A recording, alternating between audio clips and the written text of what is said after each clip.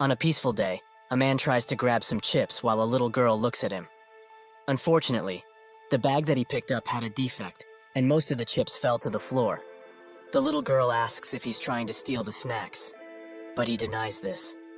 That's when the TV screen in the store that was usually only for news requests everyone's attention, as there are some urgent news items. An earthquake has occurred in the vicinity, but the scale of it is quite small, so there are no casualties. However, experts say that the earthquake is gradually increasing in size and power, so measures will need to be thought about in advance. Some students look outside and are surprised by something. That's when something extremely tall rises from the ground in an instant, sending dirt everywhere and breaking the store's glass. Dirt is everywhere, but the man managed to defend the little girl from the impact.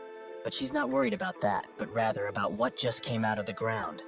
In England and even in Japan, a very mysterious and unexplained structure of gigantic size appeared in the cities of every country in the world.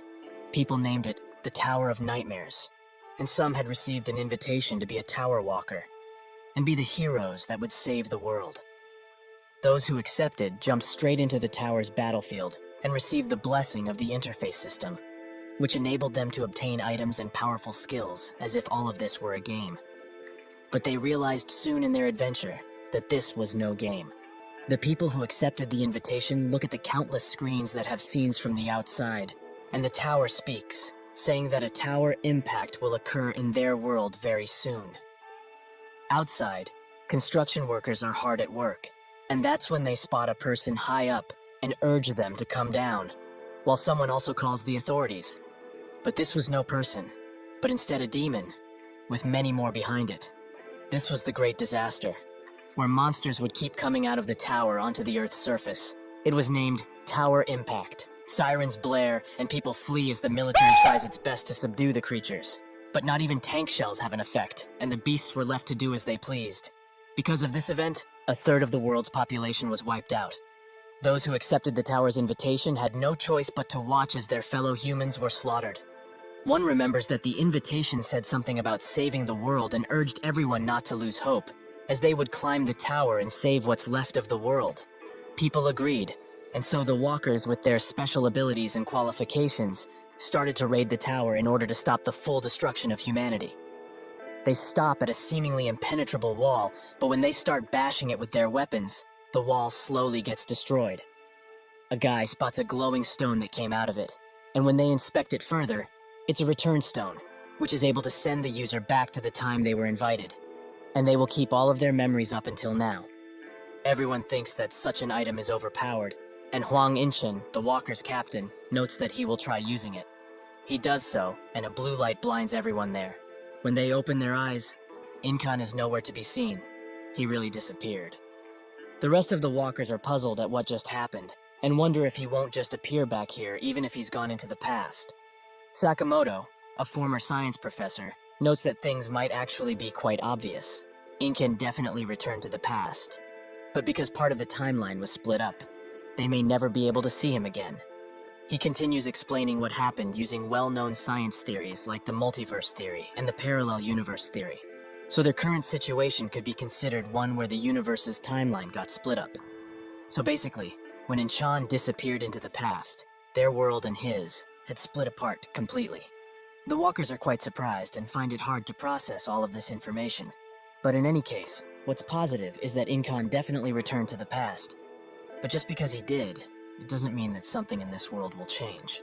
As far as they know, the tower has never lied about an item before, so this stone can return all of them to a world where the timeline was split. All of this is mere speculation, of course, but they can't just rule out the possibility that everyone who uses the stone will get transported to the same split timeline. The items in this tower exceed the common sense of humanity. Around that time, the second tower impact happened in the world outside. So before all of humanity was annihilated, the walkers had to make a decision. Will they use the stones and return to the past?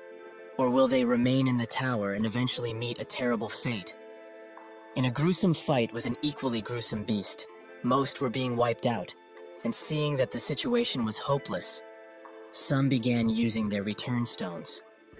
One by one they disappear, and only one from that party is left. He falls to his knees and accepts that today, he will die. That's when someone wielding 2 daggers completely annihilates the once towering beast and asks the remaining group member if he's okay. The man says yes, and that's when many more walkers come from behind him, with one wondering how all of those bastards chose to run away like this. The man can only cry, and his savior thanks him for holding out until the very end. They gave him a stone, and these people were the only hope remaining in the tower. People who weren't tempted in the slightest by the return stone. Humanity's last line of defense and last warriors, carpe diem. One eventful day, most of them are dead, and one of the last remaining wonders asks, when did all of this go so wrong? Earlier, while they were fighting a monster, the one who uses daggers urged Jae-hwan to attack now. He comes from behind and, in a combination attack, destroys the beast. Jae-hwan asks what the casualties are, and Daggers notes that fortunately, at least today, there were none, and the injured will be okay after some healing and rest. Perhaps at this rate, it will even be possible to reach the final floor. Some wave at them, and while waving back, Jae-hwan spots that the monster dropped something. The suppressing dragon sword, which is imbued with the energy of both sun and moon, is the sword that the Tiger Ghost, master of the 85th floor, forged in 1,000 days in order to kill a dragon. He picks it up and thinks that perhaps Yunhwan's words were right. They may be able to reach the final floor. This is what he thought, that all of this was going in their favor. But when they reached the 98th floor, the Chamber of Purgatory, reality struck him hard. Most of his comrades are dead or in the process of dying, so he's the last one remaining. The beast slaps him to the side, directly into a wall. This leaves him even more hazy, but in his core, he knows that it's over. Everything they overcame and did together, was all of it really to die like a dog in this godforsaken place? The beast charges with a flame attack, ready to end his life, but that's when Yunhwan comes from behind it and manages to deal some good blows to it. He urges Jae-hwan to get up and fight, as he can't hope to beat this beast on his own. However, the beast is too quick, and it manages to impale Yunhwan with its horn, an injury that can't be healed. Jae-hwan screams for him, and the beast uses this opportunity to run the already mortally injured Yunhwan into a wall. Jae-hwan can only watch, but finds the strength to get up and pick up his sword. He charges valiantly towards the beast, and now the winner is down to a single second. Jae-hwan manages to come out victorious, and tells Yunhwan that they should get moving. But his injury runs too deep, and he holds an already consumed return stone. He apologizes, and Jae-hwan thinks that because this guy never managed to lose his smile, even in this cruel and often unforgiving tower, the walkers gave him a nickname, Smile Knight.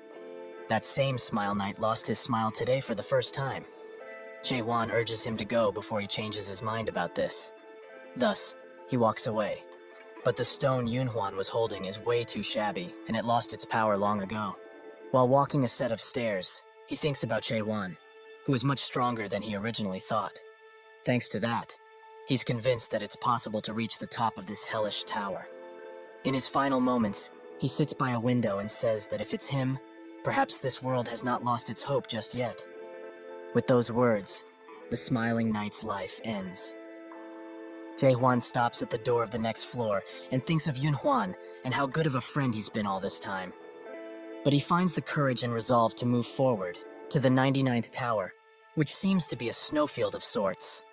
While in it, he dodges countless attacks from the beast, which urges him to give up, as this is a hopeless situation for him. But Jae-hwan refuses. Or is he perhaps too tired of playing with him this early? The beast continues its attack, and later, Jae-hwan hides below it, which angers the beast as it hates this game of hide-and-seek they keep playing. It's been 10 whole years since he reached the 99th floor, and even though he faced countless hopeless situations on his way to the 98th floor, the level of danger on this 99th floor is just incomparable to the lower levels. The boss of this floor is the ice dragon, Velkesis. Its breath, which came from a forgotten land, was hard to resist, even with the cold resistance maxed out. Jae-hwan thinks that if he hadn't picked up the pieces of equipment abandoned by the walkers who left, he would have died much earlier. The suppressing dragon sword he got on the 85th floor, the ice demon armor Yunhwan himself gave him, and the Flame King's bracelet. This came from Han Xiaoyul. He regrets even now that he wasn't strong enough to protect her, and her image still haunts him to this very day. He thinks of how she died, but the blacksmith interrupts his thinking and asks if he's really going to challenge the 99th tower again. He confirms it, as he feels that now he can manage to beat it.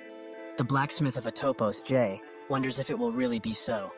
This is the village that was reclaimed after defeating the 50th floor boss, the monstrous dragon Altemianus, which goes by the name of Atopos. Although countless injured or dead walkers came in every day, people never truly lost hope, and the priests had established emergency rescue units to rescue walkers who were no longer able to fight. And the blacksmiths of the workshops created equipment for the walkers, who fought for the salvation of humanity, free of charge. Jae-won notes that it appears he's the only blacksmith left in Atopos. Jay says that he shouldn't remind him, as he's the only customer he has anyway. More importantly, it seems that supplies from the lower floors are dwindling by the day. There were still some supplies of minerals coming in a few months ago, but now you would be hard-pressed to find any. Jae-won thinks that this is only natural, as there are barely any living humans in the tower. He doesn't even know what year it is, and there have been more than 10 tower impacts that have occurred thus far. And from that point in time, people were no longer being summoned to the first floor. All of the humans on Earth were most likely wiped out, right? Jay doesn't comment on this, and instead asks if there's nothing bothering him as he goes up the tower nowadays. Jae-won finds it curious that he says this, as at the place where the first return stone was discovered, there were some very strange scribbles on the wall. These couldn't have been made by another person, but if not, by whom? He says that he found nothing in particular, and Jay notes that 2 days ago, Grandma Hyline disappeared. People don't age in the tower, so if someone were to disappear, it would be one of these two. Either they returned to the past using a stone, or jumped off the tower. Hyline from Hyline's potion, and Jay from Jay's workshop were the only support-type walkers that remained.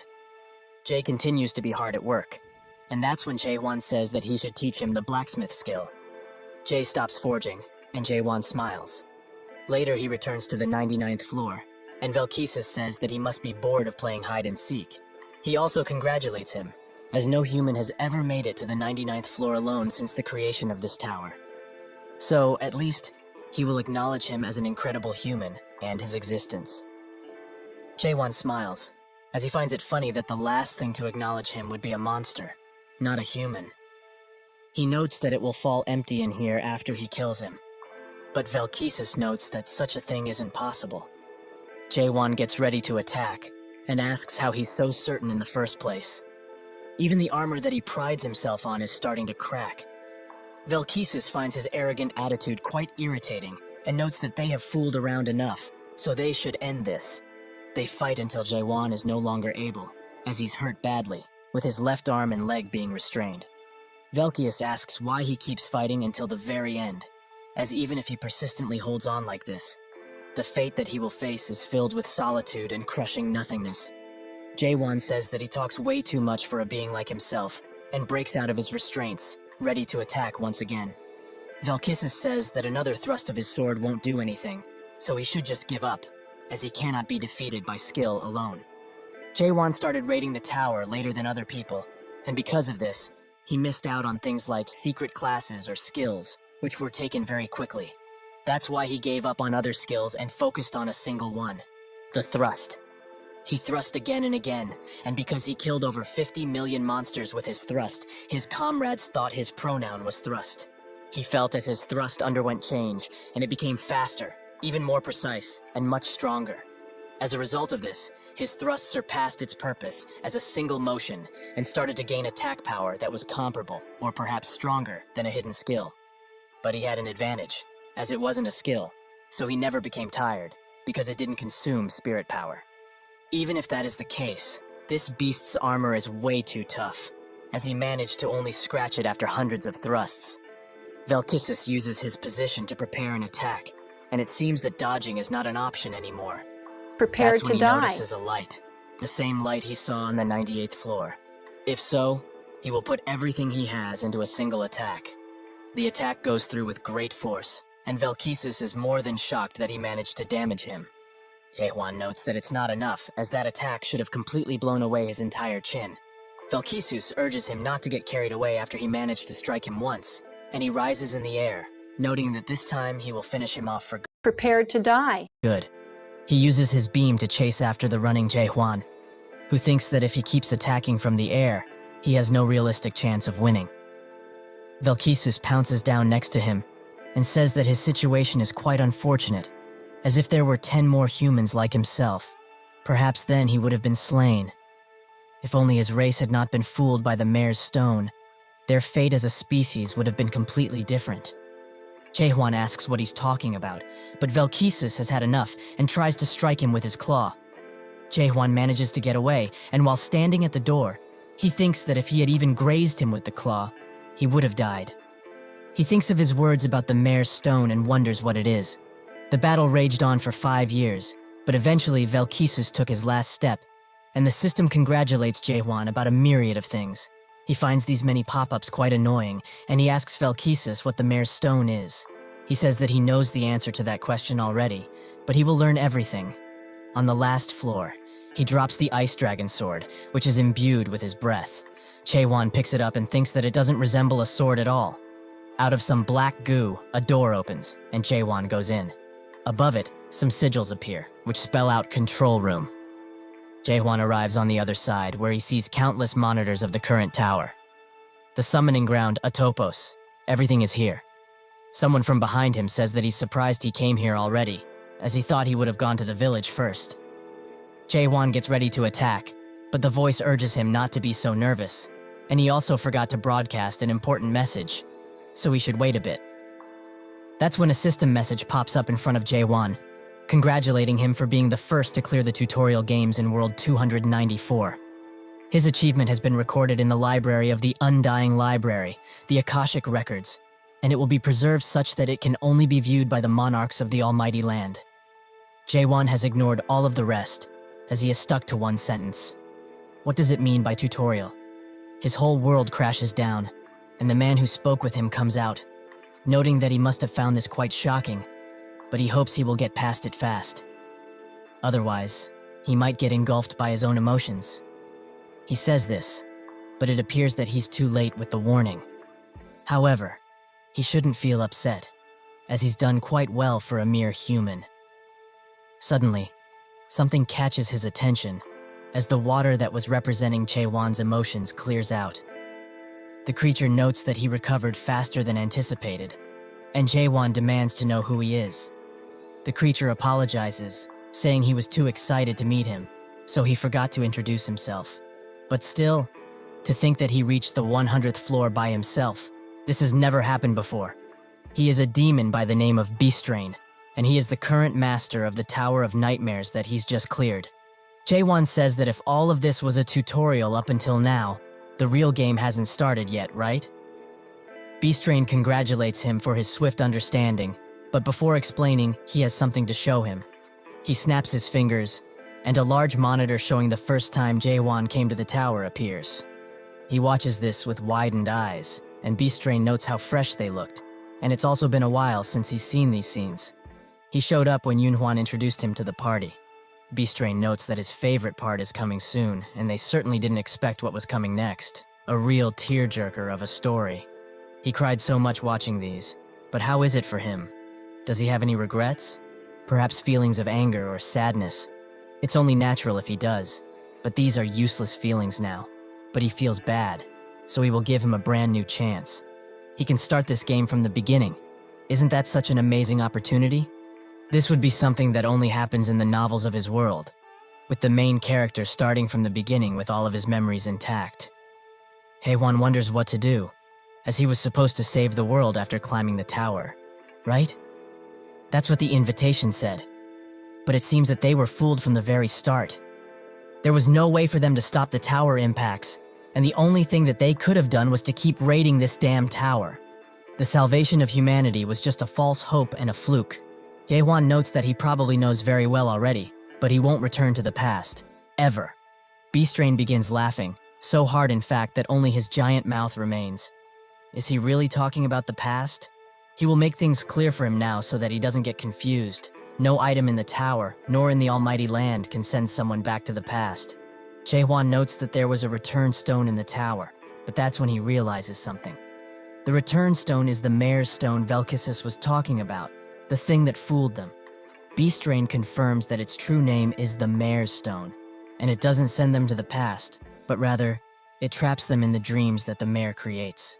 He couldn't even imagine, until they reached the 77th floor, that there was a race so obsessed with going back to the past. The humans are the only race to have had this obsession. Chaewon confirms that indeed they are, and Beastrain congratulates him for being so cool-headed. But it's about time they start the real game, right? It's not going back to the past, but rather, it's like a new game plus. He trusts he will make the wise decision here. But Jaewon instantly presses no, leaving Beastrain quite puzzled.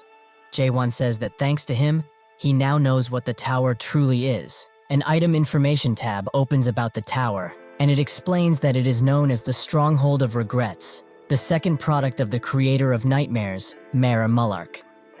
Jaewon notes that he has already entered the mayor's dream that the tower created, so if that's the case, he will hunt him down and go to the next floor. Beastrain sighs and notes that there's nothing on the next floor, because it doesn't exist. Chaewon, however, doesn't believe them anymore, and Beastrain says that he must be doing this because he thinks the reward of going back into the past with his memories is too low.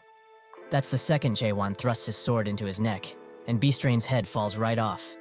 He's quite peeved that he did this, so he tries to ask what he wants. Perhaps a hidden item or skill? He will give him whatever he wishes for. He has earned this much at least. Jaewon notes that he needs none of those things, and while reforming his head, Beastrain asks if he really doesn't want to return to his original world. Since he has already realized that he's within a dream of the tower, there was never such a thing as the tower impacts. He snaps his fingers, and in that second, the room changes to the outside world, where everyone is healthy and safe, leaving Chaewon in a daze. Beastrain thinks that he finally understands how it is. Nobody really died, his family and friends are all safe, and for entities such as himself, who feel a sense of worth from living in groups, he must be quite relieved. But it seems he has forgotten to show him the most important thing. He snaps his fingers once again, and they are sent to a hospital room, where every awakened is being held, as they are all in a coma. Chaewon stares at his unconscious body and asks if that really is him. Beastrain notes that he must be surprised at how clean he looks, but in the tower, decades have passed, yet in the real world, it has been a mere month. What's more is that he will never be able to win against him realistically.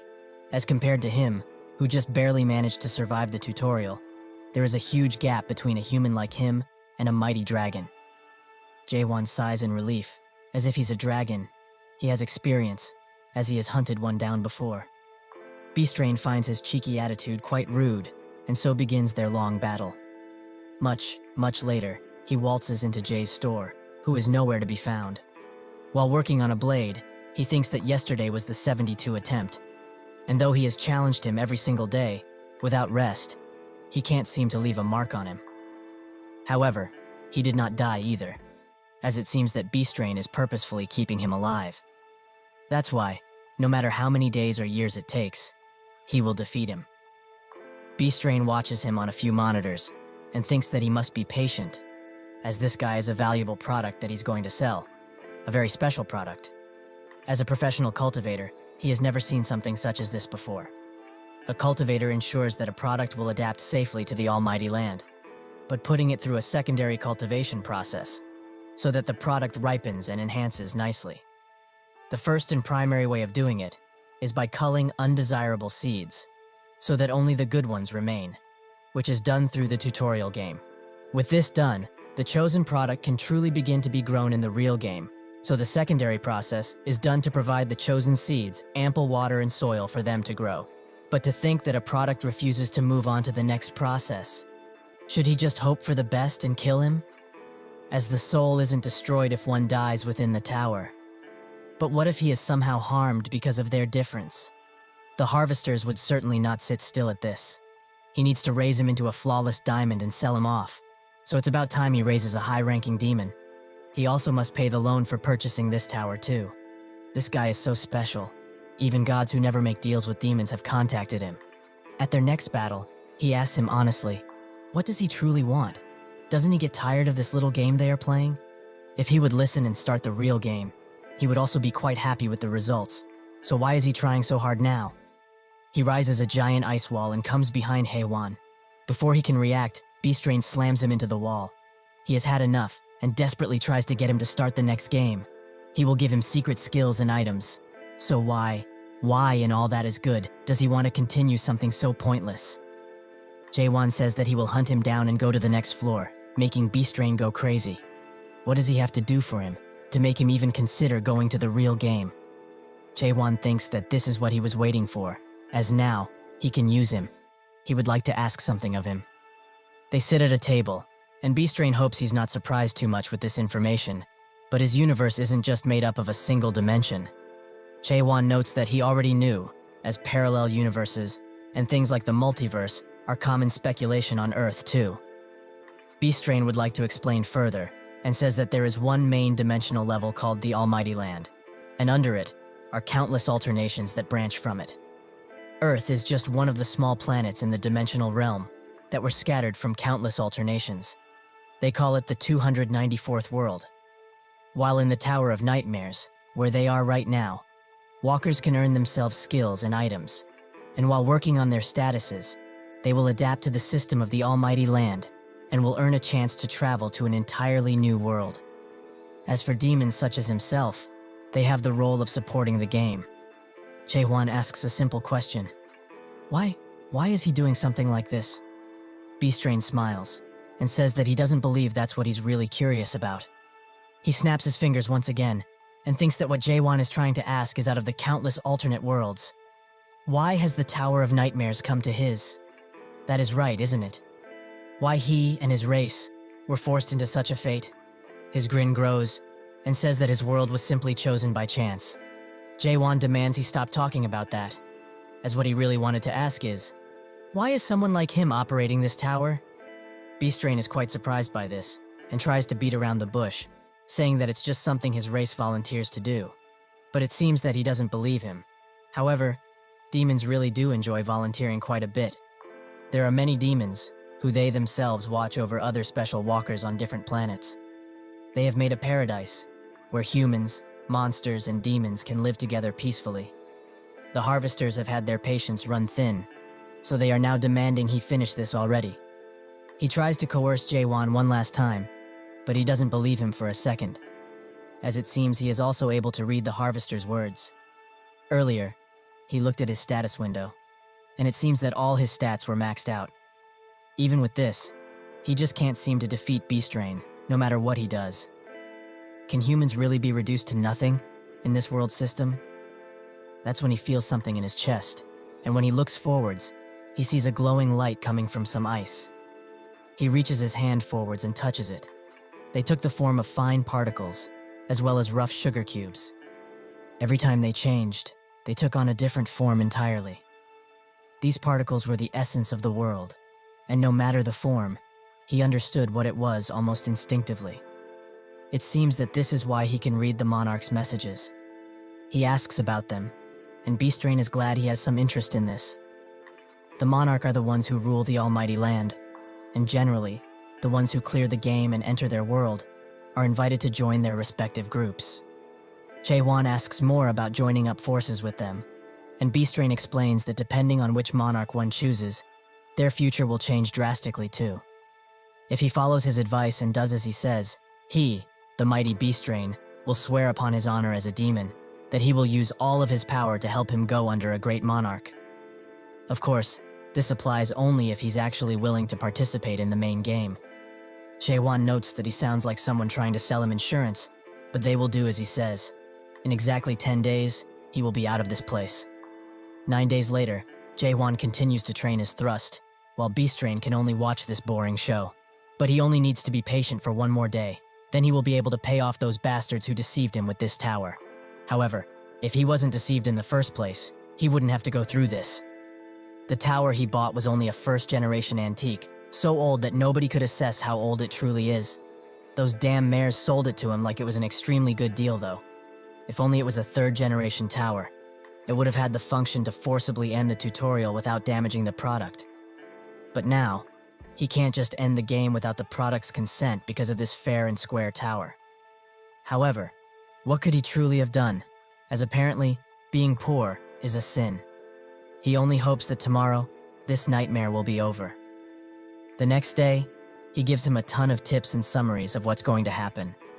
And so the message to end the tutorial game pops up once again. Beastrain asks if he memorized everything, and Jaewon confirms it. Now the only thing he needs to do is press that yes button. Beastrain has been waiting for this day, so he sheds a tear from the happiness he's getting right now. That's when he is struck once again by Jaewon, so he demands to know what the hell he's doing. However, he should know the answer by now. He's simply hunting him. After being able to notice the particles, his thrusting motion became unstable, as every time he thrusted, he felt an odd sense of discomfort. It felt as though one of his senses had awakened. He strikes Beastrain extremely hard and quickly. Is this the sense of being alive? Later, on the 91st floor, which was used as a breeding plant, Beastrain notes that he has never seen somebody like him before, and it would have been easier on both if things were like this sooner, isn't that right? Jaewon asks what he's planning, as he won't be able to finish the tutorial without his direct consent, right? Beastrain says that it's precisely the case, but he has given up on getting his consent a long time ago. But this time, he would like to ask him a simple question. Why does he think that this tutorial will continue indefinitely? In actuality, the Tower of Nightmares is programmed to automatically end 100 days after the tutorial is cleared. So the only choice he has is to tie him up like that and wait patiently for the main game to start. Jaewon notes that in the Almighty Land, people call him the Gentleman of Cajolement, right? He has lived for 784 years and has gone around a total of 128 worlds to do this ugly cultivation on the race that are living peacefully in them. Beastrain tries to ask how he knows all of this, but Jaewon cuts him off by saying that he was planning to give him to the harvester called the Jet Black Monarch. Beastrain is now in a cold sweat and demands to know what the hell he is, who he truly is. The prize he has been nurturing for many years here, but not anymore. He breaks free of his restraints with ease, and like an eagle he tries to strike Beastrain. Now he's just plain scared and makes Jaewon back away. Some way he has managed to hurt him, but when he looks at him, can't believe his eyes, as Jaewon is holding the overload adapter. The day after he managed to reach the 100th floor, he had doubts, many doubts. The essence of the world was being torn apart at the seams, and that's when the chatter started. After the end of all his doubts, he reached a state where he would no longer feel doubt of any sort. He has pierced through understanding itself. Beastrain is amazed by his power, and severs the link, allowing the temporal restrictions to be lifted, and his true strength to be shown. He notes that he will not get easy on him anymore, and although he managed to adapt so amazingly after he finished the tutorial, humans have their limitations. He cannot hope to win against him, the mighty Beastrain. Jaewon wonders if this is his end, and the count keeps rising and rising. They continue to exchange blows, and Beastrain says that eventually, one way or the other, he will have to participate in the game. So by doing all of this, he's the only one that's missing out. The count reaches its end, and a yellow light can be seen in Jaewon's eye. The same thread of opportunity has appeared once again, the same that helped him countless times. He rushes forwards, and Beastrain is extremely shocked.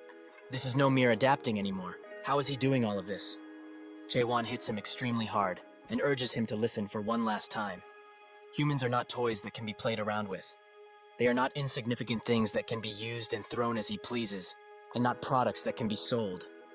He will no longer be following their plans. He will destroy this place and climb to the next floor and keep going. Further and further, until he destroys their perfect world. Beastrain now pleads with him to stop all of this, as there is no such thing as a next level. Jaewon says otherwise, as they didn't simply call him here.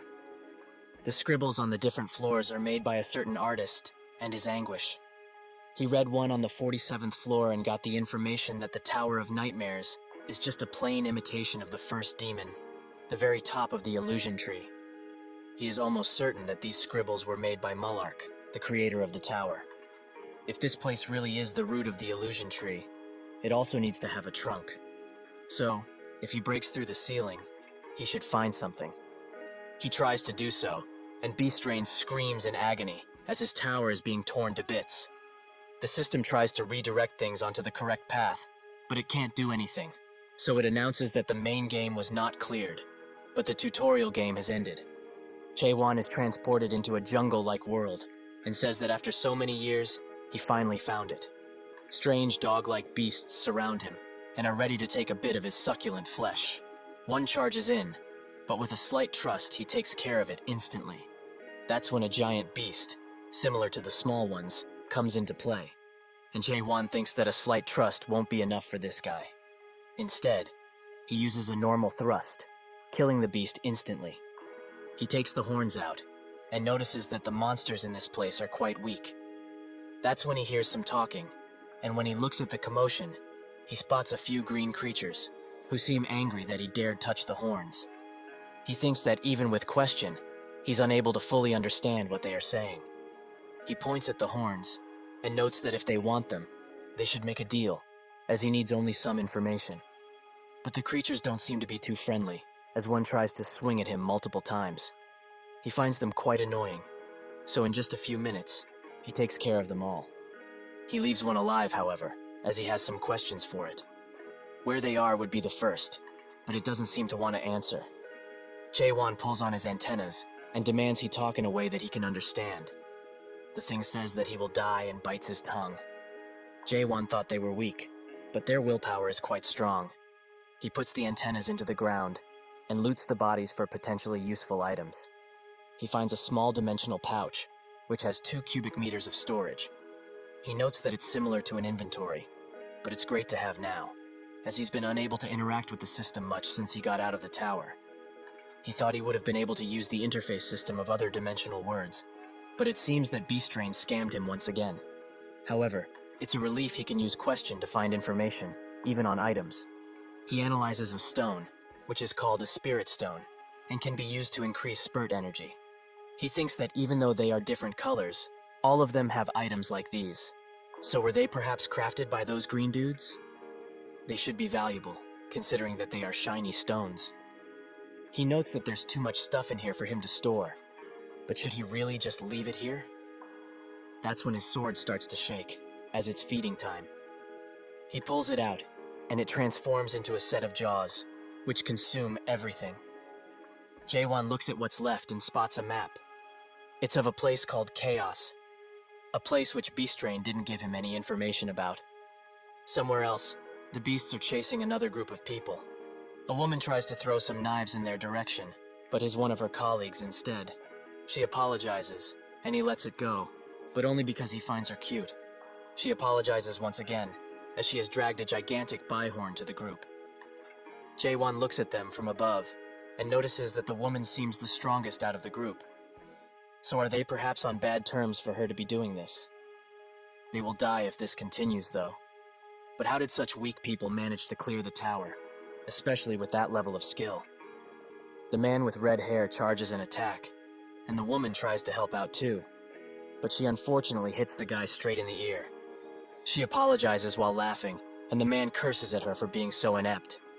She notes that he doesn't have to be so rude, as she was just trying to help. The man tries to say something, but the beast wants to eat him whole. That's when Jae-won jumps down, and directly on the beast, ending its life. The dirt slowly clears away, revealing Jae-won and his sword. They are extremely surprised by his appearance, and after talking a while, Jae-won gives them the byhorn corpse. The woman bites her nails in frustration, and he asks if that horn is important in any way. The group say that it certainly is, as a byhorn is something that can barely be defeated with 10 people. He thinks that since he defeated that monster with more horns recently, it seems that the more horns a beast has, the stronger it is. The woman approaches him and demands to know who he is, as there's not a single adapter in Chaos who can kill a byhorn with a single thrust. He turns to her and asks what Chaos is, leaving her quite surprised. While they walk, the leader of the group asks Jae-won if he's really passing by in place like this. Jae-won confirms it, and the leader notes that it's quite strange for him to speak the language of this place. However, language barriers are even rarer. He asks once again if he's really okay with them getting the byhorn, and Jae-won confirms that they can have it. The woman thinks that for a mere passerby, he holds extreme power, as he one-shot a byhorn without even using any skills.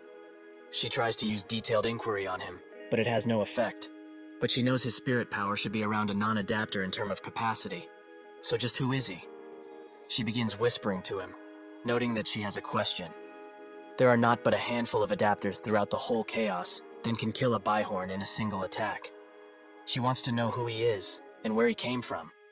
Jae-won in turn asks a question himself. What is Chaos? She asks if he's actually just messing around with her. But when he says no, She asks why he keeps asking the same question. He just stares silently at her for a few good seconds, and she wonders if it's because he doesn't know a thing she's saying, or perhaps asking who he is might be too difficult to understand. Jaewon says that she knows exactly what she means, but who he is, that question is rather difficult. Where he belonged, and the relationships he had on Earth, all became meaningless the moment he was transported to the tower. In return, he gained new friends and made new memories there. But as the tutorial slowly came to an end, those two disappeared, almost as if they were a mirage. Although those friends that were with him are probably now on Earth, and if he takes into account that the clear reward was to retain all of his memories while starting over, it means that they wouldn't be able to remember him, nor the memories they have made inside of the tower. He says that he doesn't remember a thing, and she seems apologetic at first, but her real feelings come out, as she doesn't believe that he has amnesia at all.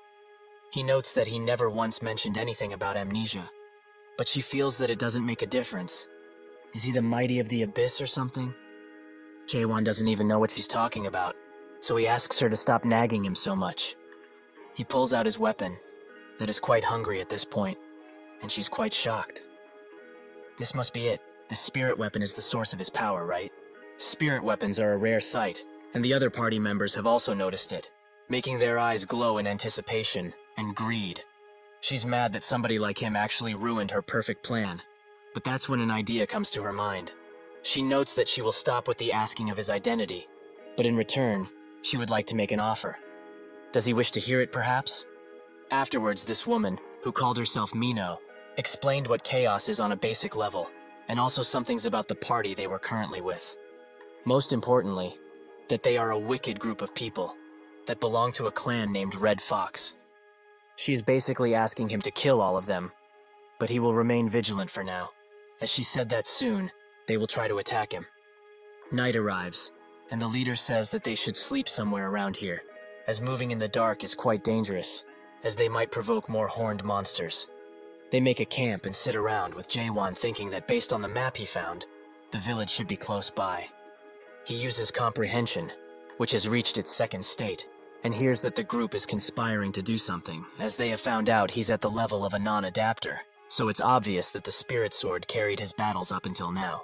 Spirit weapons are artifacts one can only get in the abyss. Jaewon thinks that they are up to no good, but they would be rightly horrified if they found out he got this from the root of the illusion tree. From what Beastrain said, the tower's equipment isn't that impressive, so he finds it quite strange that people are after him. However, now he's almost sure that this place is not the almighty land. The party starts to move, and Mino arrives, first noting that he should get ready with that spirit weapon of his. K1 says that he doesn't have it now, as he lent it to someone who wanted to use it during his night watch.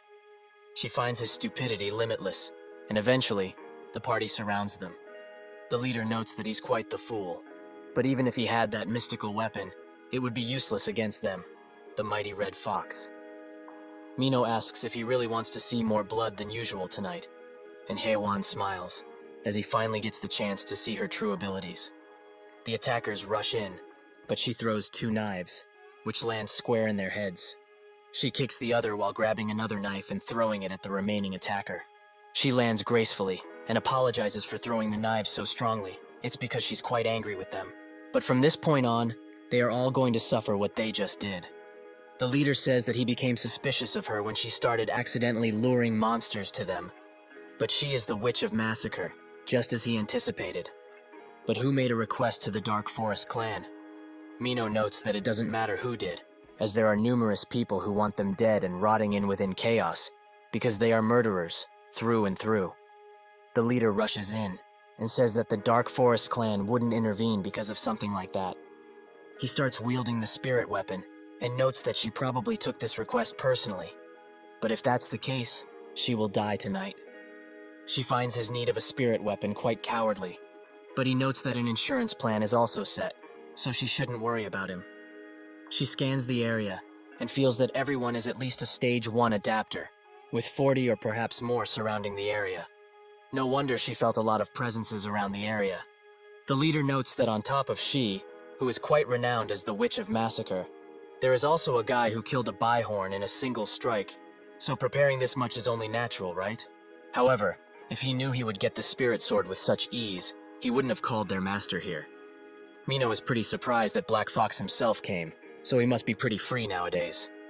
Clant, the Black Fox, the Red Fox clan master and a Stage 3 adapter, notes that she should feel honored by his presence, as they have gathered half of the Red Fox just for her. She notes that indeed she is quite honored, but since he's already free, couldn't he wait a bit longer? She thinks that if they fought one-on-one, she might be able to win. She tells Jae-won that she can't hope to protect him, but he should run away quickly, using the stone. He asks what it is, and Mino notes that it's a return stone, which will send him to the nearest fortress. She only holds one on her currently, so he should just use it and leave. This isn't a stone that would send you to the past, but rather to save yourself in the present.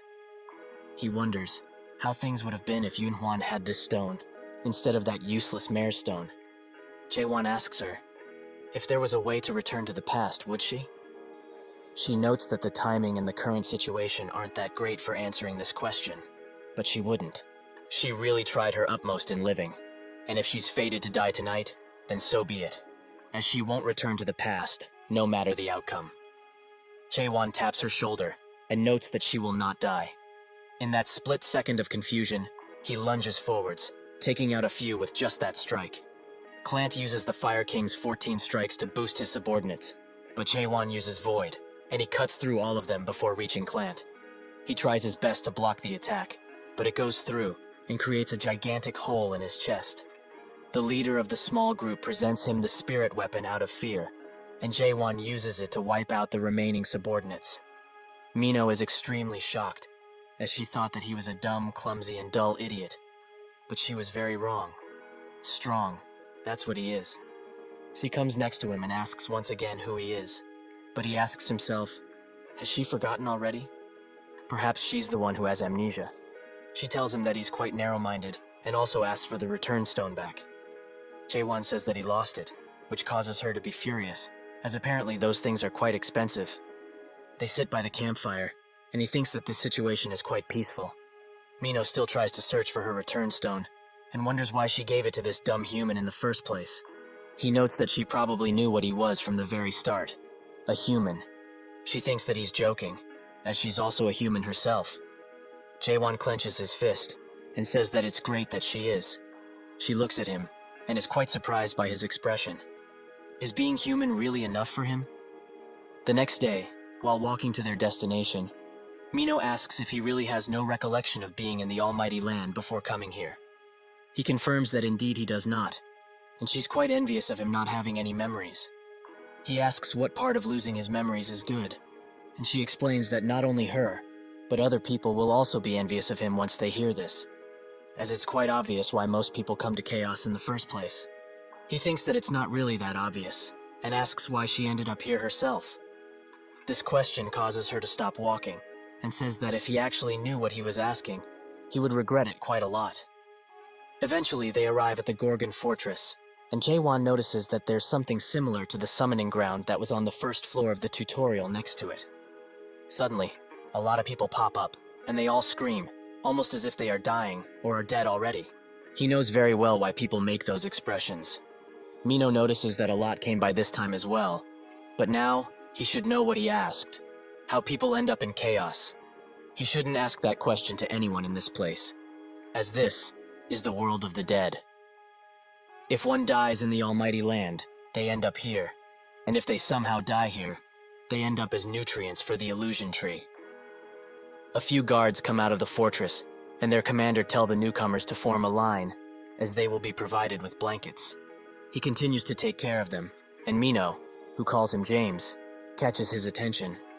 He asks why she's at the northern checkpoint, and she explains that somehow she just dropped by, but it's not like they don't know each other, so he just let her inside, quickly. James explains that the situation is quite different now, as not long ago, they were instructed to check everyone who wishes to enter the fortress for their identification. She's quite saddened by this news, as that way is just plain outdated. She asks Jae-won if he also doesn't have any identification, and he confirms it by nodding. Mino sees this as an opportunity, and comes closer to James. She's quite sorry she doesn't have her identification. But will this do instead? He immediately shoves the Bihorn horn into his pockets and notes that she's free to go. He also asks Jaewon for his identification, but of course, he doesn't have any. Mino jumps into action and notes that if he just pleads with her to help, perhaps she just may, but only if he begs. James says that without identification, he can't enter the fortress. Jaewon starts pulling out something from his bag, and Mino thinks of the worst. Is this guy really going to kill the security troops? But judging by how strange this man is, it might actually be possible. She gets in front of him as to defuse the situation, and that's when someone from behind them asks if there's a problem. Mino thinks that now, they really are screwed, as the most famous in Gorgon's forest came by. The cleanest checkpoint captain, the stubborn-headed Carlton. He demands James explain what is happening, and he does so instantly. So, this man just wanted to enter the fortress without identification, right? But of course, he can't be allowed entry. Haewon asks why, and Carlton says that in case that one can't be verified because they hold no identification, the captain can restrict entry, as they have the authority to do so. This is based on the entry law of Gorgon, Article 27, Paragraph 4, exactly as stated. Everyone bows down, as Carlton used his law skill, which Mino finds quite inconvenient. Jaewon just slashes the restraints for her and demands he stop, as he has no reason or interest to know what the law says. He asks what is written on the identification, and Carlton explains that the name, the organization they are affiliated with, and other things like job, criminal records, so on and so forth. Jaewon notes that he won't be needing an identification if that's the case, as he won't be identifying himself. Carlton wonders why the law skill isn't working on him, and tries to use it again. In accordance of Article 2, Paragraph 6, he will be restraining him. Blue chains start to envelop Jaewon, but they don't last long, as they break apart the second they touch him. Everyone there is quite shocked, especially the guards, and Jaewon asks if he can't just do what this woman did. Mino thinks about what she did, which was straight bribery. The recipient of the bribe and his accomplices are now horrified of what's to come. Jaewon throws him something and says that he should just take this and let him inside already. James immediately gets on his case for trying to use something as lowly as bribery on the captain and suggests that this man be executed on the spot. But Carlton has other plans, as he has been waiting for an emissary of the Deer Whisperer. He starts scanning Mino with a device that tells them that her soul corruption has reached 15%, so she should take her medicine as soon as possible. Carlton also urges her to do so, and Jaewon asks what soul corruption is. She explains that it's a chronic disease that people who live here get. One's soul is slowly being corrupted the longer they stay here, and once the corruption reaches its peak, he probably knows already what will happen, that is. That is why the horned beasts, or their horns specifically, are quite precious around here. He saw how easy that guy took the bribe, right? Because this is the only medicine that can help to prevent soul corruption. They move on to Jaewon with the scanner, but when they do scan him, it emits a red light, as no corruption has been detected. Carlton smiles and gives him the spirit stone back, as he has already checked it. Jaewon asks why he didn't take it, and Carlton advises him to not give it to just anyone, as that item is quite precious. Jaewon also notes that he's not the Deer Whisperer person he was expecting, but Carlton already knew. They go inside, and James asks if it's really all right for those people to be let through. Carlton in turn asks if he knows what a spirit stone is, and James says that it's a precious item, especially for adapters, as it increases their energy, right? Carlton notes that he's correct, but that's not all. He removes his glove and shows his hand, which is now covered in corruption.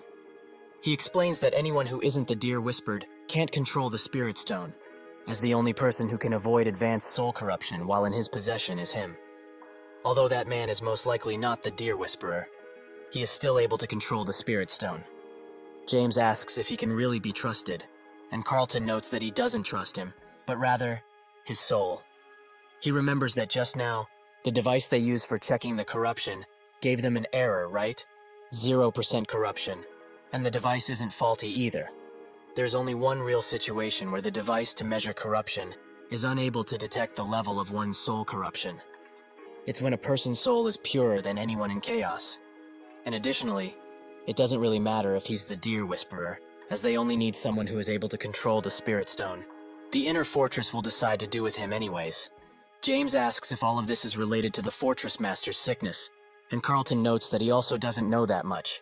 But based on what he heard just now, there was a certain someone who was going to let them pass after taking a few bribes.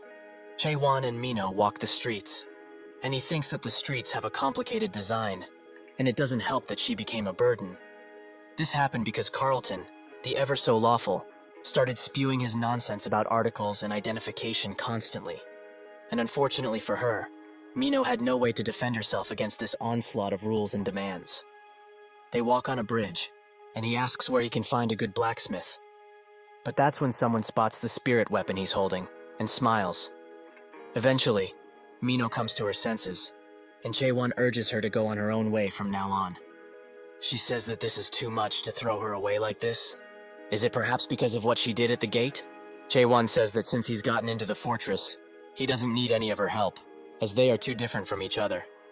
So, she should just be on her way already. Mino bites her lip, but charges forwards, as she doesn't want to let him go just yet. He doesn't know his way around here, right? So rather than asking for directions, she can tell him where to go. Chae-won sighs, and notes that he's looking for the mayor. She knows of a place where he might be, so shall they go? Chae-won says that they will, after they finish the business they have with these people that have been following them. The goons are glad that they finally found them, as they heard rumors that the sword Jae-hwan is holding shoots fire out of it or something like that. Mino urges them to leave, as only death will befall them if they keep messing around. They demand she speak more politely, as the youngest among them is going through puberty right now, and gets a bit excited when he hears people talk so vulgarly, as it's not good for him, and he knows that. If they want to be let go, they should hand over that sword, and a few valuables, as a protection fee. Chae-won outright denies them, while Mino is surprised that the giant is really the youngest. The goons urge them to grasp the situation they are in quicker, if they don't want to get hurt, that is. However, Mino is still asking how that gigantic guy is the youngest, which causes him to charge in, as her vulgarity must be punished. With one thrust, Jae-won takes his hand off, and someone's roof too. They are all quite noisy for such lowly beings, so they should just bring it on already. They are now extremely furious that he dared to hurt their precious little brother. They will never forgive them, and will avenge him at all costs.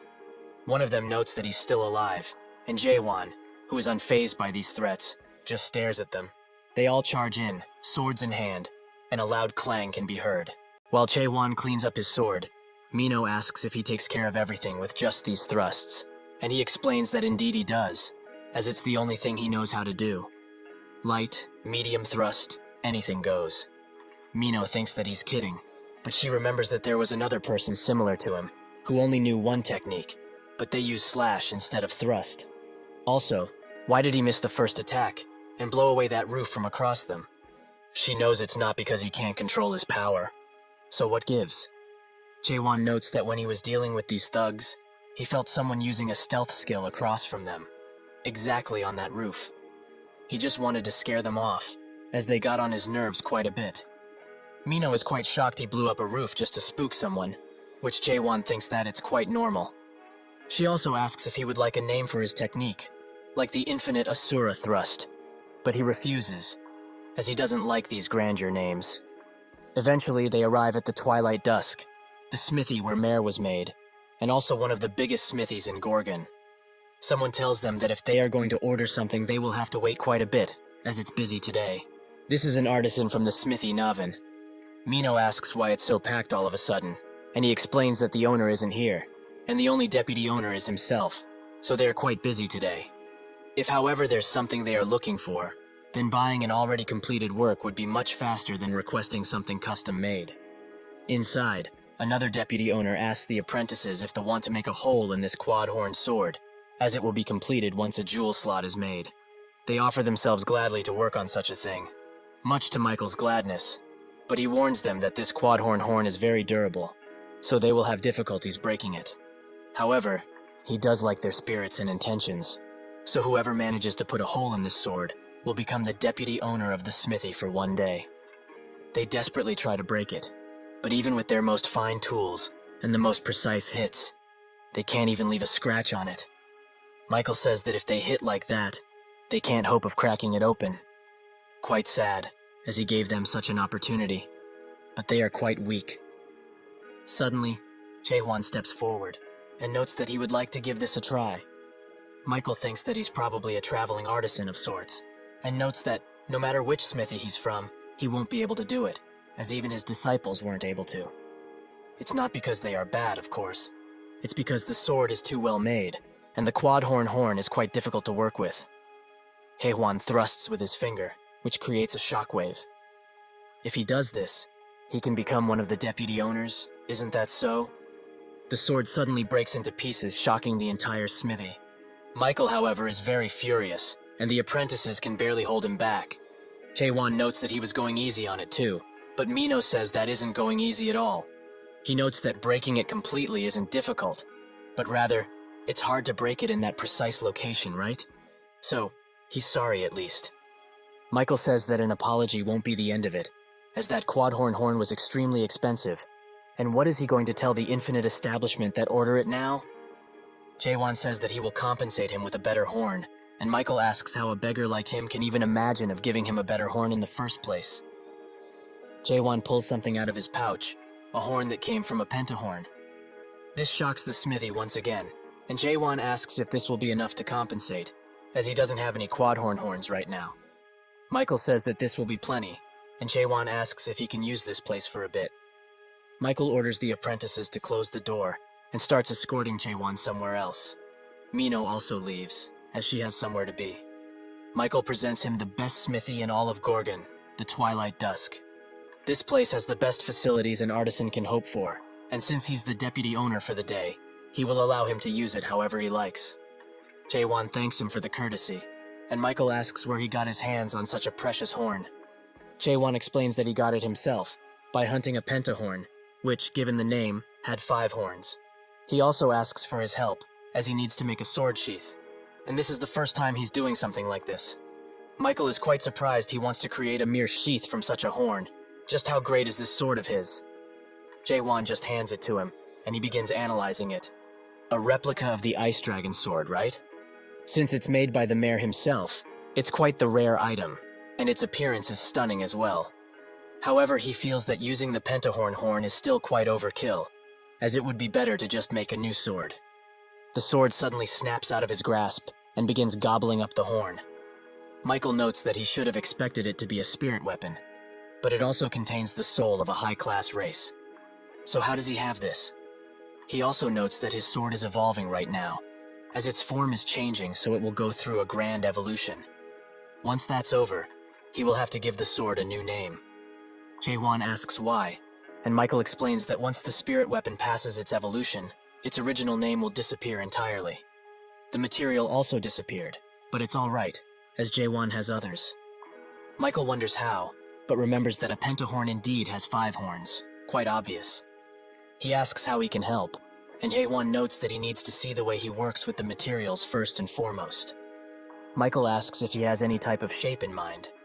Jaewon explains that he will live that to him, since he's the pro in this situation. Michael, who is now sweating profusely because of this challenge, assures Jaewon that he, the Master of Dawn, will show him what he's capable of. Inside of Gorgon's inner fortress, a man bows to a person of high importance and explains that the thugs were slaughtered, and because of this, the target was lost. The Gorgon inner fortress minister, Yurchin Zeber, asks how they were defeated, and the man notes that it's something he also doesn't know, as by the time he woke up, he was lying flat on top of the roof, as the target noticed his presence. Yurchin thinks that this guy is quite amazing, to see through the high-grade master-level stealth skill so easily. However, this means that they should consider someone who is at least a Stage 5 adapter, so after replenishing the manpower, he will search through the fortress thoroughly and bring him here. The man takes the orders and leaves, leaving Yurchin with his thoughts. He is impatient, and begs the fortress master to hang in there, just a bit longer. Inside of a bar, a hologram presenting the top 10 of this week, with the host being Siren plays. She notes that this is the last video of today, and it's something they might be familiar with. A video which is quite popular in Little Brother, and quite controversial, as it's at the center of attention now.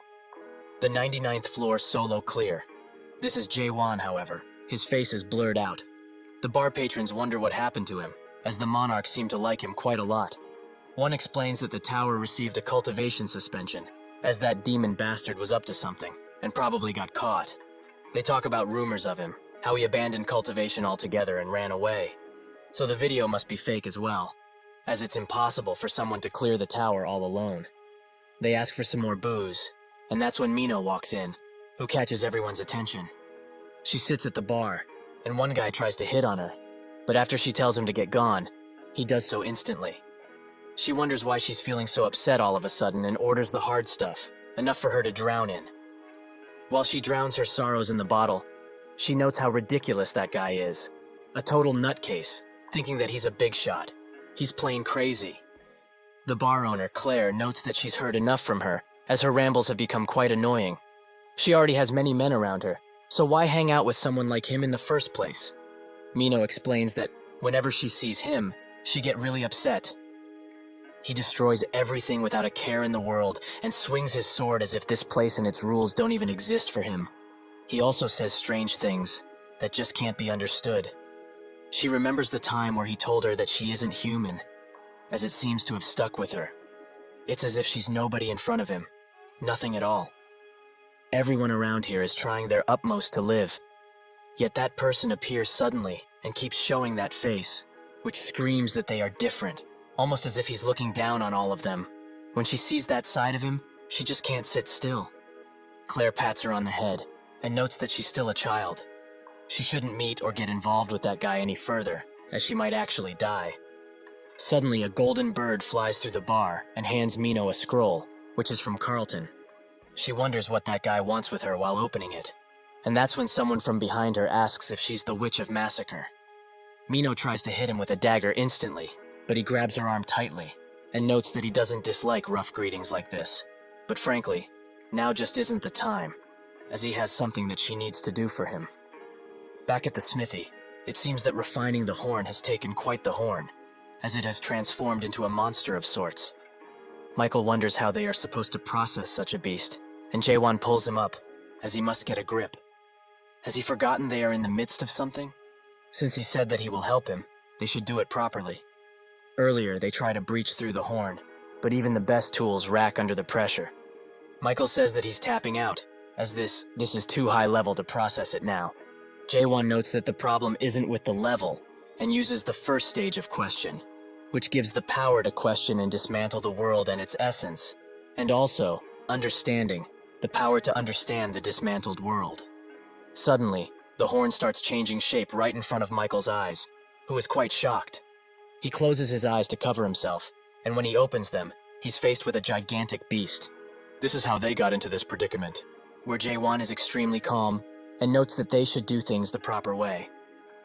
Michael, however, is scared to his wits, as if this is the essence of the pentahorn. He's been using such trivial skills on it. However, this must be a dream, so he must wake up. He starts running towards door, and Jaewon tries to stop him, but he won't listen. He rushes outside and screams for help, but is even more shocked, as he is now seeing the true colors of this place. One of the apprentices asks if he's done smelting, and the giant eye who watches over them at all times says that he does not deserve to see things like this just yet. While Jaewon tries to refine the horn, Michael wonders how such a world exists, and how did he end up here in the first place? Jaewon manages to strike the beast with a great attack, but it's still not enough, so he rushes to attack it once again with the hammer. Meanwhile, outside, Michael is going crazy, as his whole world has been turned on its head. Eventually, everything turns to normal, and they manage to break the horn in two. Michael notes that sometimes, there are things in this world that are quite useless to try, as it seems he's too old for handling these types of horns, so he should have come to meet with him earlier. Michael also explains that he knows he came to meet the shop's owner, the mayor, but he's been away from the workshop for quite a while, and the only available help left around here is a pathetic human like himself. A person who has never made a tower in the first place shouldn't be called an apprentice, is what he thinks. Jaewon notes that race doesn't really matter, as he only cares for the sheath to be made, so they should continue. Michael says that he's had plenty enough for a day, and Jaewon notes that he should just try it 10 billion times, which makes him laugh. In his eyes, it seems like he hasn't done enough, right? But truly, he has tried his utmost. He has tried everything after seeing him work, even if he doesn't believe him. Jaewon remembers when Jay told him that he's mastered all of the skills associated with blacksmithing, and is proud to have a 99% chance of fixing anything. But after reaching this level, he had kind of a strange idea. Maybe he wasn't running toward that 99% probability, but rather away from the 1% probability. Hae-hwan knows that he's been working harder than anyone else out here, but does he know what principle triggers the process skill? Michael says that if he is talking about the principle of skill, Mare's process skill was one of the first skills to exist, and it's something that's like water or fire that has existed from the very beginning. How can mere humans be able to explain the origin of the world? What's even the point of trying? Jae-won notes that if he's saying stuff like this, he hasn't been using his skills that well all of this time. Michael looks at him sternly and explains that the principle of strengthening the hammer and chisel through spirit power and using that power to delicately shape and sharpen the horns, that's it. Jae-won says that if that's the case, why can't the other artisans use process? Michael says that it's because they haven't learned the skill yet, but thinks that if the principle of this skill is that simple, even if one didn't learn it, wouldn't they be able to use something that's at least similar? Jae-won says that he doesn't know what the skill is, yet he's still using said skill. Michael asks who even know the principle of the skill in the first place. Does he know the principle of process? Jae-won explains that he didn't know previously, but he just found out about it. He uses the process skill on the horn and asks the others to look carefully and asks him what he sees. They see the particles breaking down, and Jae-won notes that it's not going to be easy, as because of his tremendous effort, the walls of the world have become as hard as it. His efforts aren't wrong in itself, but doesn't he understand it? If he tries that hard and it doesn't work, then it's not him who's wrong, but the world. Michael is shocked by this revelation and thinks of the time Mare told him that he's doing a good job at his level. But this is the way the Mare does things, now how humans do it. He asked how a human should do it, but Mare didn't have an answer for him, as he didn't know. However, he should blame the race he was born in, as he can't become more than an apprentice in the body of a human. At that time, he tried to surpass his limits to no avail. He asks now, what does he want them to do? Go against the world? The world's an honest one that pays back according to how much effort one puts in it, right? So what's wrong with living and adapting to this place? Jae-won says that the world isn't honest, as it tells him he can't do things that he certainly can. He may be old, but he still has that fighting spirit. He should look carefully once again, and not rely on the predetermined system, but on his own eyes instead. Michael does so, and returns to the real world, how it really is. Has he always been living in this world without seeing its true face? A world without skills or interfaces, an honest world here no deceit exists. Unless he's been insane all of this time, how could he have missed something like this? He rises his hammer and puts his chisel on the horn, and strikes valiantly. Eventually, Jae-won leave, as he has other things to attend to, but they have successfully managed to create a sheath, which the sword seems to be quite satisfied with. Michael asks if he has decided on a name yet, and if not, he would like to name it. Since they are writing on it, they should write something that a martial artist would use. Lone Wolf, perhaps. He thinks that this is the perfect name, as it's the only one that goes well with this sword.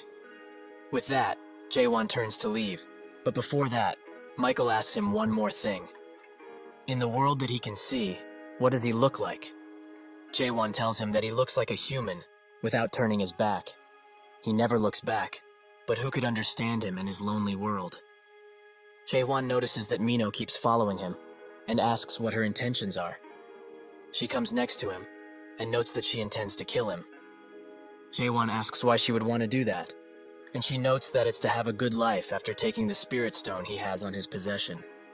He laughs, and she gives him some clothes, as it's her way of saying sorry, and doesn't want him to look like a beggar anymore. But what is he going to do now, as he didn't meet the mayor? Jae-won explains that Michael told him of a way to meet him, and when he does, he will ask him about the illusion tree and how to get to the abyss. She asks why he's doing this, as the people who come back from there aren't the same.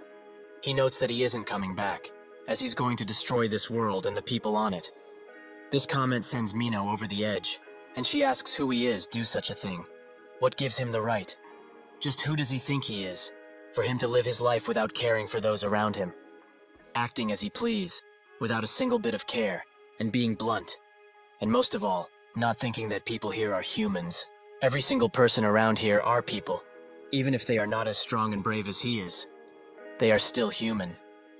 Jae-won thinks of the two who have shifted his perspective quite a bit, and with question, reads that someone has her on hold as they want her to bring Jae-won back. That person has someone hostage that she cares about, and he's their target, right? He notices some guys from across them in an alley and thinks that it must be them. She brought him here to get beat up and save her hostage? A meaningless venture. No matter how many times these things are saved, the truth remains the same, because question shows him the true world.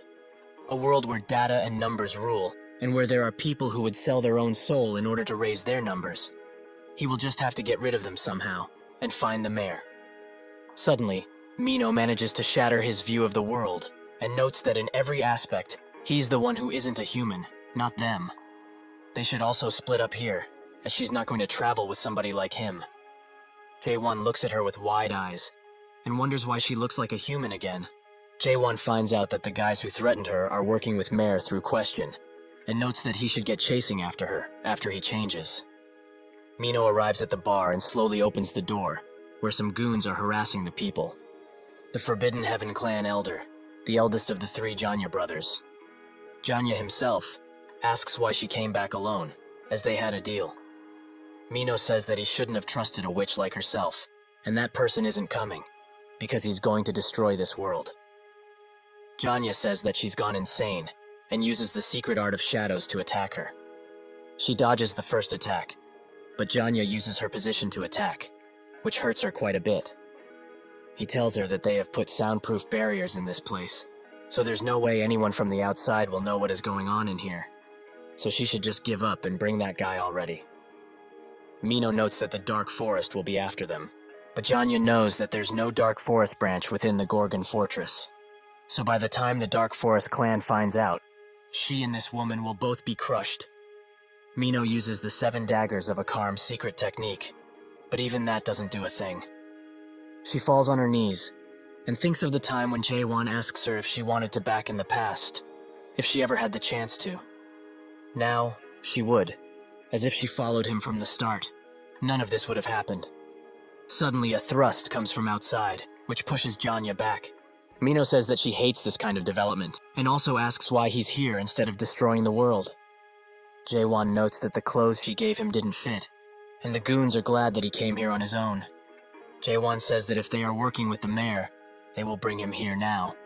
Jae-won demands that they bring the mayor here right now. The goons wonders if he's actually crazy, and one notes that there are rumors of him going against the fortress, so they seem to be true. Mino urges him to be careful, as their leader is a 4th stage adapter. Jae-won notes that he will not lose, and Janya jumps in the air with his goons, ready to attack. He says that he's quite arrogant, but they will help, and teach him an unforgettable lesson. Jae-won uses a light thrust, which Janya dodges, although barely. The goons are quite surprised that he has that much power, as they thought he was a non-adapter all of this time. Janya wonders if he's one of the mighty from the abyss. Jae-won thinks that, up until now, the only thing that managed to dodge his light thrust was the 5-horned beast. So does it mean that a 4th stage adapter is at the same level as that thing? Well, for him, it doesn't really matter now. Mino screams for Claire, the bartender, and Janya says that if he wants to fight, they can. But if they do so, they will not ensure her safety. Claire tries to tell them to not hesitate with their attacks, but a goon smacks her around and demands she not speak anymore, lest she wants more beatings. Mino is very scared for her safety and pleads with Jae-won to save her. He can do that, can't he? He thinks that she's asking for useless things now, as he's here to look for the mayor and nothing else. He needs to cut down anyone in his way, be it enemy or someone not related. Mino grabs his coat tightly and tells him that she's still human, just like him, just like everyone. Haewon thinks about everything that happened, and that strange feeling hits him once again. The skeleton who is screaming at him to attack is slowly turning into a human. He laments this happening once again, and uses a large thrust to make a beacon of sorts through the roof, which the guards see. Carlton, who was also with them, says that they should get moving. One of the goons notes that the soundproof barrier has broken, and that's when Carlton arrives, with a bunch of armored guards. He is quite surprised to find Haewon here, and asks just what happened in here. Jae-won says that he came at the right time, as that big guy is breaking the laws he cherishes so much. He might not know the exact laws, but it's probably the Gorgon criminal law, Chapter 276, verse 4, or something similar. If you were to guess, this man intends to use this bar as a foothold and try to destroy their world by scheming with the mayor himself. Mino notes that he is the one who wants to do that. And Carlton says that based on the Gorgon criminal law, chapter 194, verse 4, and chapter 124, verse 6, they will all be arrested without a warrant for destruction and kidnapping. They try to retreat, but Carlton uses his silver restraints to keep two in place and summons his weapon. Genya rushes in with his sword and they clash, creating a shockwave around them. Genya notices that slowly, he is getting pushed back with great force, and his sword also starts to crack open. He charges in one last time, as this is all he can do, and Carlton uses the restraints to tie his arms and throw him to the ground. With that, he has successfully captured Genya, who surrenders. However, he heard that he is as naive as he is righteous, which seems to be quite true. Out of nowhere, he throws a ball behind him, which creates smoke all around the bar. From the outside, he laments having to use the black cloud in this place, and one of the goons notes that their youngest member inhaled some of the black cloud. Genya notes that he already told him to wear his mask properly, and he might survive if he only inhaled only a little of it, so they will see. Someone from behind them notes that they are quite brave to use the black cloud without the clan leader's direct permission. This is the Forbidden Heaven clan elder, the lustful demon, Hyuk Seolrang. He asks if the Witch of Massacre really was that powerful, and what happened with capturing her and handing her over to him. Genya explains that it's not because of her, but because of Carlton. Seolrang is pleasantly surprised that such an annoying bastard is in there, as he must have surely inhaled some of the black cloud by now, so they will have something good to watch today. Suddenly he spots Jaewon carrying Mino out and asks who he is. He also noticed them, and immediately charges a thrust that evaporates the entire tree they were on. Genya is extremely shocked that this guy seems to be just fine after inhaling the black cloud. He has never heard of a deer whisperer without antennas, so even if he is one, there's just no way he would walk out so unscathed. Jaewon looks at them and wonders if they are the cleanup party. He finds them quite annoying to say the least. He charges up an attack and thinks that he didn't want to use this just yet, but he has no choice now. He uses Garnak's majesty, which creates a figure of the beast the sword is made out of. In that moment of confusion, the foot soldiers, who had just arrived, get cut up into bits and pieces, seemingly without any movement from Jaewon. Seolrang doesn't want to have anything to do with this strange yet powerful guy, so he runs away, noting that he will leave this into their surely capable hands. Genya calls him a rat bastard and looks at his goons and thinks that this is how everything ends. This is the culmination of his life. Jaewon says that there is no way for him to survive, so he should answer his questions. Where is the mare that they are hiding? Genya explains that if he tells him that piece of information, getting out of here with his life would prove meaningless. As if that person finds out, he would be better off dead, he's sure. Jaewon wonders who that person is, and Janya, out of desperation and no other choice, pulls out a spirit stone and swallows it whole. Jaewon is surprised and remembers what Mino told him, that everyone here looks like they are eating drugs, but this is a common misunderstanding that people usually make. What they are eating is no drug. It's something that they eat in order to reduce the soul's pollution, since nobody wants to truly die.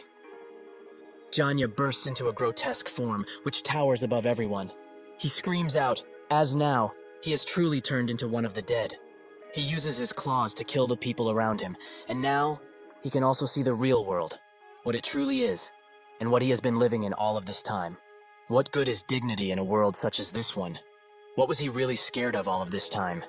He can be free now, without the restraints of these walking bodies. Suddenly, he feels Jaewon's threatening glare behind him. He tries to attack instantly, as to take him by surprise, but he stops last second. What is a human doing in this world of the dead? Jaewon in turn asks what this guy became, as he can't see what, even with question. However, it doesn't matter, as he can be killed. Jaewon uses one of his bigger thrusts, putting all of the force he can behind it, which takes Jenya's head clean off. In his last moments, he thinks of his past life, and a tear forms up in his eye. Is it really raining again? With that, he disappears for good. Jaewon wonders what that guy is, and says that he needs to find somebody among the remnants from the bar who knows where he could find the mare now. He walks away from the battlefield, alone once again. He goes to where the injured from the bar are held, and sees that Mino isn't doing so well. Carlton is also on his last legs and says that they need to alert the inner fortress. Mino pulls Jae-won's cloak and demands he kill her, while she is still who she is. Jae-won looks at her and thinks that she really is a human. He can't use comprehend on her at all, and his question wavers when she's around. So why would the dead collapse? However, there is no need for any sort of emotion where he is heading, so he will do as she wishes. There is no room for hesitation. Claire grabs his hand and tells him to wait, as there might be a chance she still lives. A soldier urges her to get to the medical facility now, and Claire pleads with Jae-won to not do anything. At the impromptu medical camp, the medics discuss Mino's condition, which seems to worsen by the minute, as her deadification has advanced quite a bit. Jae-won notices some commotion outside and takes a look. Alarms are blaring all around the place, urging people to evacuate right now, as the dead have appeared within the fortress. A man asks a guard where they are supposed to evacuate to, but he seems to be quite unlucky, as that guard has already turned. It butches him instantly, and more dead come, ready to kill everyone they can put their hands on. Suddenly, a few people jump through the sky and land on the dead. They start killing all of them, and their leader seems to be a man with long hair and a unique sword. Claire notes that he must be the person Mino talked about, the one who said he will reject all the rules of this place. He wants to judge the entire world by his own standards and define himself what a human is, right? She knows people like him quite well, actually, as she has seen one before. People don't just stay here and adapt because they are idiots. They are doing it because there is no other choice. Jae-won says that they don't have the courage, and she asks, courage for the sake of what? Jae-won explains that they need courage to go beyond, to a definition that is certainly more correct. Claire notes that he's probably someone who goes after something like that, and he is most likely right in this case, but she doesn't have that courage, so she doesn't know what he's really thinking. However, she knows at least one thing, that he is extremely dangerous and needs to leave. This contradicts Mino's words, who told him to not leave, as people find their hope when they gaze upon him, so he shouldn't give up on this world, at least not yet. James asks how much medicine they have left, and a doctor notes that they've used most of the medicine to stabilize the fortress master, so they do not have much left. James damns everything, and commands his subordinates to bring all of the medicine that they have left. Jae-won analyzes how they prepare the medicine, which is just ground up horned beast horn. Jae-won asks James if they are able to revert Carlton back from the dead, but James notes that if he knew, he wouldn't react like this at all. Jae-won starts smacking Carlton around as to wake him up, who eventually does so. He immediately asks him to kill him, as he is the only person who really can. Jae-won notes that usually, people would be asked for help in a situation like this one. Carlton, even in his state, starts reading out laws. Jae-won thinks that he has such useless loyalty, but it can be commended. However, if there were more people like him from the start, there wouldn't have been a need for him to be trapped in that awful tower for 40 straight years. Carlton's soul corruption rises to 94%, and deadification is about to take its course on him.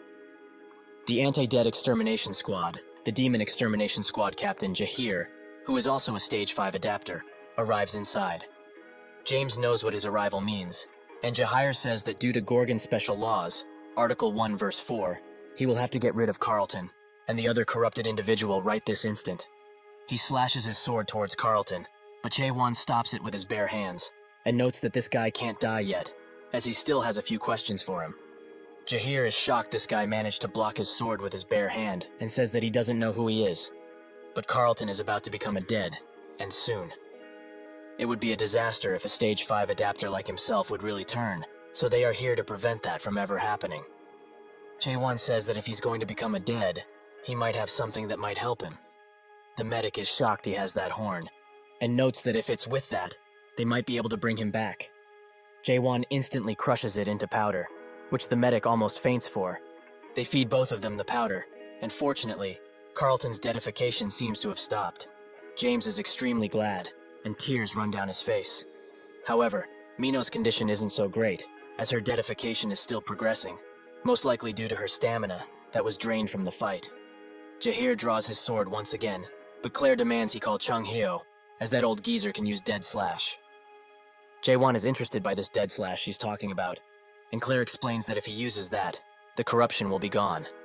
Jahir notes that the divine physician has an important matter to attend to in the inner fortress, so he can't simply call him over for something so trivial. Others from the squad hold her back, and Jahir tells Jaewon to step aside, as he won't compromise on this situation at all. Jaewon looks at him and says that he will be the one to kill that woman, as he promised her he would. He starts using question